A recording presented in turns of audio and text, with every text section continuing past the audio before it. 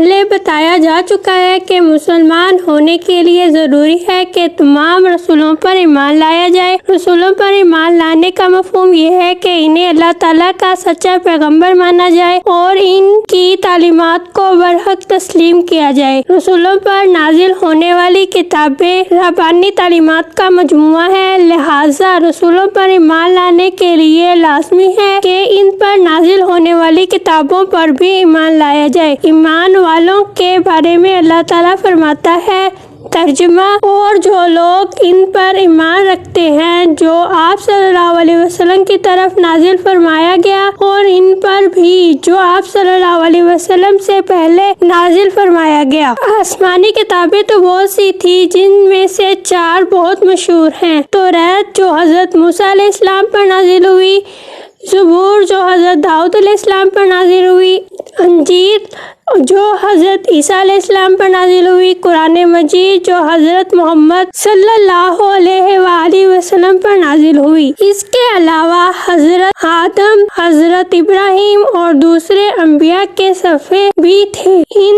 تمام کتابوں میں دین کی بنیادی باتیں مشترک تھیں، جیسے اللہ تعالیٰ کی توحید، اس کی صفات کامل، اللہ تعالیٰ کی عبادت، رسالت پر ایمان، یوم آخرت پر ایمان اور اعمال کی جزا و سزا۔ مگر چنانچہ ہر دور میں وقت کے تقاضے مختلف ہوتے ہیں، اسی لیے تشریح کے تفصیلی قوانین ان کتابوں میں جدا جدا تھے۔